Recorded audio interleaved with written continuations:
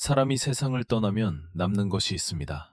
몸이 머물렀던 자리, 손이 닿았던 물건들, 그리고 차마 말하지 못했던 마음들. 오늘 이야기는 어느 평범한 아버지가 세상을 떠난 뒤에야 비로소 발견된 사랑에 관한 이야기입니다. 30년 동안 단 한 번도 입 밖에 꺼내지 않았던 사랑. 통장 한 권에 고스란히 담겨 있던 그 마음을 지금 여러분께 전해드리겠습니다. 거실에 가족 사진이 걸려 있다. 경기도 여주, 인구 10만 남짓한 작은 도시. 이 도시 외곽의 낡은 주택에서 박성철 씨는 홀로 살았습니다. 슬아의 자녀 셋, 큰아들 민준, 딸 지연, 막내 아들 준서. 세 자녀 모두 서울에서 재살림을 꾸리고 있었고, 아버지는 은퇴 후 홀로 고향집을 지켰습니다. 아내를 먼저 하늘로 보낸 지 벌써 15해. 그 오랜 시간 동안 성철 씨는 자식들에게 단 한 번도 외롭다는 말을 하지 않았습니다. 오히려 자녀들이 전화를 걸면 늘 먼저 끊으려 했습니다. 바쁘제? 끊어라 끊어. 나는 괜찮다. 그 말버릇이 자녀들에게는 너무나 익숙했습니다. 익숙해서 별로 의심하지 않았습니다. 그해 11월, 성철 씨는 갑작스러운 뇌졸중으로 쓰러졌습니다. 이웃집 할머니가 이틀째 신문이 쌓여 있는 걸 수상히 여겨 문을 두드렸고, 응급실로 실려간 성철 씨는 끝내 눈을 뜨지 못했습니다. 향년 73. 장례는 조용히 치러졌습니다. 큰아들 민준이 상주를 맡았고 지연과 준서가 양쪽에서 부축했습니다. 문상객들은 하나같이 말했습니다. 참 과묵하고 성실한 분이셨는데. 새 남매는 그 말이 무슨 뜻인지 알면서도 왜인지 그게 더 가슴 아팠습니다.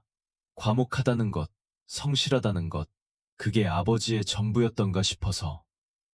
장례를 마치고 열흘이 지난 토요일 아침, 세 남매는 다시 고향집으로 모였습니다. 유품 정리를 위해서였습니다. 현관문을 여는 순간 익숙한 냄새가 밀려왔습니다. 된장찌개도 아니고 담배 냄새도 아닌 그냥 오래된 집의 냄새. 아버지의 냄새. 큰아들 민주는 아무 말 없이 거실 창문을 열었습니다. 지연은 부엌가스 밸브를 잠그러 갔고 막내 준서는 멍하니 소파에 앉아 있었습니다. 형, 어디서부터 시작해? 준서의 말에 민주는 잠시 생각하다가 대답했습니다. 아버지 방부터 하자. 아버지의 방은 작고 단출했습니다. 낡은 장롱 하나, 책상 하나, 그리고 혁탁 위에 놓인 사진 한 장. 세 남매의 어린 시절 사진이었습니다. 막내가 태어난 직후 넷이서 찍은 사진. 어머니는 없었습니다. 이미 세상을 떠난 뒤였으니까요. 지연이 그 사진을 집어들었습니다. 아무 말도 못하고 그냥 오래 바라보았습니다.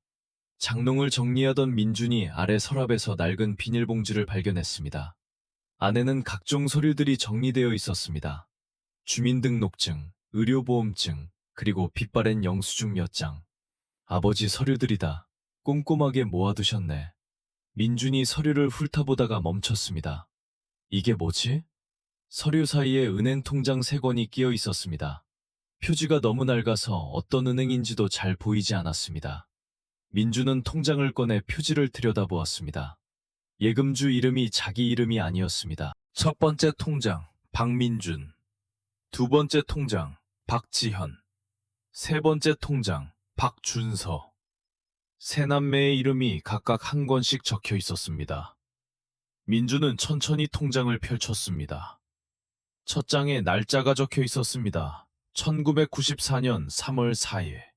최초 입금 5만 원. 그 아래로 줄줄이 이어지는 입금 기록들. 1994년 4월 5만 원. 1994년 5월 5만 원. 1994년 6월 5만 원. 빠지는 달이 없었습니다. 민준의 손이 떨렸습니다. 통장을 넘기고 또 넘겼습니다. 1994년, 1995년, 1996년, 2000년, 2005년, 2010년. 형, 왜 그래? 준서가 옆에서 들여다보다가 숨을 멈췄습니다. 민준이 가까스로 말을 꺼냈습니다. 30년이야. 30년 동안 매달 빠짐없이 넣으셨어. 지연이 자기 이름이 적힌 통장을 펼쳤습니다. 똑같았습니다. 1994년 3월부터 시작된 입금 기록. 한 번도 빠짐없이 매달 5만 원. 준서도 자기 통장을 확인했습니다. 마찬가지였습니다. 세 남매는 한동안 아무 말도 하지 못했습니다. 1994년이면 내가 대학교 입학한 해잖아. 민준이 조용히 말했습니다. 그해 민준은 서울로 대학을 갔습니다. 집에서 처음 떠나는 자식을 보내며 아버지는 아무 말도 하지 않으셨습니다. 그냥 새벽같이 일어나 밥을 차려주시고 트럭에 짐을 실어주시고 서울 고속버스 터미널에서 손을 흔드셨습니다. 말 한마디 없이. 그런데 그날부터 아버지는 아들 이름으로 적금을 붓기 시작하셨던 것입니다. 유품 정리를 마치고 서울로 올라온 다음날 오전, 민준의 핸드폰이 울렸습니다. 모르는 번호였습니다. 여보세요? 안녕하세요, 고객님. 저는 죽음은은행 여주지점 박소연 계장이라고 합니다. 혹시 고 박성철 고객님 자제분이 맞으신가요? 네, 제가 큰아들인데요. 아, 네. 사실은 아버님 예금 관련해서 연락을 드렸습니다. 저희 지점에 아버님 명의로 된 정기적금 계좌가 있는데요. 만기가 이번 달 말로 되어 있거든요. 상속 절차 진행하셔야 할 것 같아서요. 적금이요? 민준의 가슴이 두근거렸습니다. 이틀 전 발견한 통장 3권. 그게 전부가 아니었던 것입니다. 네, 3개 계좌가 있습니다. 각각 수익자가 자제분들 성함으로 되어 있고요. 민주는 받아 적기 시작했습니다. 은행 계장이 불러주는 계좌 정보, 잔액, 수익자 이름들. 전화를 끊고 나서 민주는 한동안 핸드폰을 내려다보았습니다. 그리고 지연에게 전화를 걸었습니다. 지연아, 우리 이번 주말에 여주 다시 내려가야 할 것 같다. 세 남매가 은행 창구 앞에 나란히 앉았습니다. 박소연 계장은 서류를 정리하며 말했습니다. 아버님이 저희 지점을 오래 이용하셨어요. 제가 여기 발령받은 게 8년 전인데 그때부터 매달 꼭 오셨거든요. 매달요? 네, 딱 매달 첫째 주 월요일에 오셨어요. 항상 현금으로 오셔서 새 계좌에 각각 5만 원씩 넣고 가셨는데 한 번도 빠진 적이 없어요. 저도 처음엔 그냥 그러려니 했는데 어느 날 제가 여쭤봤거든요. 고객님, 혹시 이 계좌들이 하고요. 세 남매가 동시에 계장을 바라보았습니다. 그때 아버님이 뭐라고 하셨냐면요. 계장이 잠시 말을 멈췄습니다. 눈가가 붉어지는 것을 애써 숨기며 계속했습니다. 우리 애들 이름이요. 다 컸지만 그래도 아직 어린 것 같아서. 아비가 해줄 수 있는 게 이것밖에 없어서 그러오. 그 말씀을 하시면서 그냥 돌아가셨어요. 무뚝뚝하게. 아무렇지도 않게요. 저 그때 화장실 가서 울었어요. 지연이 고개를 숙였습니다. 눈물이 먼저 떨어졌습니다. 계장이 출력해온 명세서를 세 남매 앞에 놓았습니다. 1994년 3월부터 2024년 11월까지 30년 8개월 368회 매달 빠짐없이 5만 원씩 계좌 하나당 원금만 1,840만 원. 여기에 이자가 붙어서 계좌당 최종 잔액은 2,200만 원을 넘어 있었습니다. 세 계좌를 합하면 약 6,700만 원. 민주는 명세서를 오래 들여다보았습니다. 368번. 아버지는 368번이나 은행에 오셨던 것입니다. 눈이 오나 비가 오나 아프든 건강하든 30년 동안 한 번도 빠짐없이. 이상한 달이 딱 한 번 있었어요. 계장이 조심스럽게 말을 꺼냈습니다. 2009년 8월이요. 그 달에 아버님이 5만 원이 아니라 15만 원씩 넣으셨거든요. 세 남매가 동시에 2009년을 떠올렸습니다. 2009년, 그해 여름, 막내 준서가 사업에 실패해서 빚을 진 해였습니다. 아버지한테는 절대 말 못한다고 형 누나한테 부탁해서 겨우 수습했던 그해. 그런데 아버지는 그걸 알고 계셨던 것입니다. 준서야. 민준이 막내를 불렀습니다. 준서는 이미 고개를 숙이고 있었습니다. 어깨가 들썩였습니다. 서류 작업을 마무리하면서 계장이 말했습니다. 아, 참, 이게 있었어요. 낡은 흰 봉투 하나. 3년 전에 아버님이 저한테 맡기셨어요. 내가 못 오는 날이 오면 이걸 우리 애들한테 전해줘 하시면서요. 그때는 그냥 유언장 같은 건 줄 알았는데 저도 안에 뭐가 들었는지는 모릅니다. 봉투 겉면에 볼펜으로 쓰인 글씨. 민준, 지연, 준서에게. 아버지 특유의 삐뚤삐뚤한 글씨였습니다. 알아보기 어렵지만 자녀들은 단번에 알아볼 수 있는 그 글씨. 민준이 봉투를 받아들었습니다. 새 남매는 은행 상담실에서 봉투를 열었습니다. 접힌 편지지 3장. 각각 이름이 적혀 있었습니다. 민준에게, 지연에게, 준서에게. 민준에게. 네가 서울로 떠나던 날 아비는 집에 돌아와서 한참을 마당에 서 있었다. 트럭 타고 오면서 아무 말도 못했는데 할 말이 없어서가 아니었다. 너무 많아서 아무것도 못한 것이다. 아비가 무뚝뚝한 거 니도 알잖냐? 어릴 때부터 그랬다. 말로 하는 것보다 몸으로 때우는 게 쉬웠다. 새벽에 일어나서 밥 메고 저녁에 늦게 들어오고 그게 아비가 사랑을 표현하는 방법이었다. 근데 네가 떠나고 나니까 몸으로 할 수 있는 게 없더라. 그래서 통장을 만들었다. 매달 5만 원. 많진 않다. 아비도 안다. 근데 그거라도 넣으면 아비가 아직 네 곁에 있는 것 같았다. 공부 잘하고 있는지, 밥은 먹는지, 어디 아프진 않은지 매달 그 생각하면서 은행 갔다. 나중에 네가 이걸 받을 때 아비가 없을지도 모른다. 근데 놀라지 마라. 이건 걱정이 아니다. 그냥 사랑이다. 아비가 할 수 있는 방식으로 한 사랑. 아버지가 지연에게 네가 딸이어서 미안했다는 말을 먼저 해야겠다. 옛날엔 딸은 키워봐야 소용없다는 말이 있었다. 아비는 그 말이 싫었는데 행동은 그 말처럼 했던 것 같다. 오빠들 뒷바라지에 바빠서 니한테 못해준 게 너무 많다. 네가 취업 준비한다고 서울 고시원에 있을 때 아비는 밤마다 그 생각을 했다. 가서 밥이라도 같이 먹자고 전화하고 싶었는데 바쁠까봐 못했다. 바보 같지. 가장 만나고 싶은 사람한테 바쁠까봐 전화 못하는 아비가. 딸한테 그러면 안 되는데 그게 오래 마음에 걸렸다. 통장은 그 미안함도 담겨 있다. 말로 못한 미안함이. 근데 오해하지 마라. 미안함만 있는 게 아니다.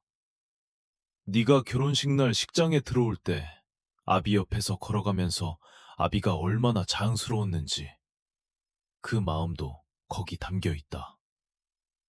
잘 살아라, 딸. 아버지가 준서에게 네가 막내인데 아비가 제일 걱정을 많이 했다. 미안하다. 형 누나한테 기대느라 네 빈자리가 많이 생겼던 것 같다. 2009년 그 일 아비는 알고 있었다. 말 안 했다. 네가 형 누나한테 부탁해서 해결한 것도 알고 있었고 그게 얼마나 자존심 상했을지도 알고 있었다. 아비한테는 숨겼지. 걱정시키기 싫어서. 근데 준서야, 아비한테 짐이 되는 자식은 없다. 그 말 꼭 들어야 한다. 그달에 조금 더 넣은 거 네가 눈치챌 줄 알았다. 근데 영영 모른 것 같더라. 그냥 아비 혼자 알고 있었다. 네가 힘들 때 아비가 옆에 없었다. 그게 제일 후회된다. 아비란 게 자식 곁에 있어줘야 하는데 그게 쉽지 않더라. 이 통장은 아비가 항상 네 곁에 있었다는 증거다. 멀리서라도 늘 생각했다는 증거다. 잘 살아라, 준서야. 아버지가... 상담실은 한동안 조용했습니다. 민주는 편지를 무릎 위에 내려놓고 눈을 감았습니다. 눈물을 참으려는 것인지 아니면 이 순간을 오래 기억하려는 것인지 알 수 없었습니다. 지연은 소리 없이 울고 있었습니다. 손수건으로 얼굴을 가렸지만 어깨가 흔들리는 걸 숨길 수는 없었습니다. 준서는 편지를 가슴에 꼭 안고 고개를 숙였습니다. 30이 넘어서도, 40이 넘어서도 여전히 막내는 막내였습니다. 아버지 앞에서는. 박소영 계장이 조용히 티슈를 내밀었습니다. 그러고는 아무 말 없이 자리를 비워주었습니다. 세 남매는 한동안 그 자리에 앉아 있었습니다. 은행을 나서자 찬바람이 불었습니다. 세 남매는 나란히 걸었습니다. 어린 시절 아버지 손을 잡고 이 거리를 걸었던 것처럼. 아버지, 진짜 몰랐어. 지연이 먼저 말을 꺼냈습니다. 나도. 준서가 짧게 대답했습니다. 민주는 한참 걷다가 말했습니다. 그게 아버지였어. 아무 말 안 하시면서 다 알고 계시고, 아무 말 안 하시면서 다 해주시고. 여주 시내의 낡은 골목, 낡은 가게들. 아버지가 매달 걸어오셨을 그 길. 30년 동안 혼자 걸으셨을 그 길. 눈이 와도, 비가 와도, 허리가 아파도. 자식들 이름이 적힌 통장 하나 때문에 매달 이 길을 걸으셨을 아버지. 준서가 갑자기 멈췄습니다. 형, 나 잠깐만. 준서는 아무도 없는 골목 쪽으로 걸어갔습니다. 그리고 잠시 후 혼자 울었습니다. 아버지한테 숨겼던 2009년의 그 시간들. 아버지한테 짐이 될까봐 꾹꾹 눌렀던 그 마음들. 아버지는 알고 있었습니다. 그리고 아무 말도 하지 않으셨습니다. 대신 그달에 조금 더 넣으셨습니다. 그게 더 무너지게 했습니다. 세 남매는 그날 밤 고향집에서 묵었습니다. 오랜만에 셋이 함께 밥을 지었습니다. 아버지가 즐겨 드시던 된장찌개, 계란말이, 김치. 밥상에 둘러앉아 오랜만에 이야기를 나눴습니다. 어린 시절 이야기, 아버지 이야기. 아버지가 우리 어릴 때 딱 한 번 운 것 봤어? 기억나? 민준이 말했습니다. 엄마 장례식 때? 지연이 물었습니다. 아니, 그때도 안 우셨잖아. 내가 본 건 내가 대학 합격했을 때. 아버지가 부엌에서 우는 거 잠깐 봤는데 내가 못 본 척 했어. 세 남매가 잠시 조용해졌습니다. 근데 그때 뭐라고 하셨어, 아버지? 준서가 물었습니다. 아무 말도 안 하셨지. 그냥 다음날 아침에 평소보다 더 일찍 일어나서 밥 차려주신 것 같은데. 셋이 잠시 웃었습니다. 웃다가 다시 먹먹해졌습니다. 아버지는 그런 사람이었습니다. 기쁠 때도 슬플 때도 말 대신 밥을 지어주는 사람. 걱정 대신 통장에 돈을 넣는 사람. 그날 밤 세 남매는 오랜만에 한 집에서 잠을 잤습니다. 아버지가 없는 집이지만 어딘가 아버지가 있는 것 같았습니다. 서랍 속 통장에, 낡은 봉투 안 편지에, 아직 아버지 냄새가 밴 이불에. 어쩌면 우리가 몰랐던 사랑이 있습니다. 말하지 않아서 없는 게 아닌 사랑. 표현하지 않아서 작은 게 아닌 사랑.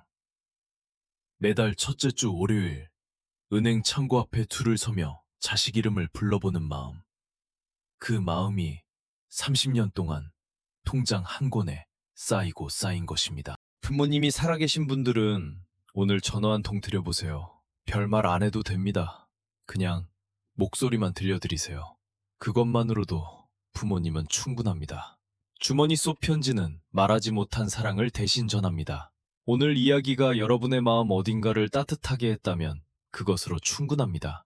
다음 이야기도 곧 찾아오겠습니다.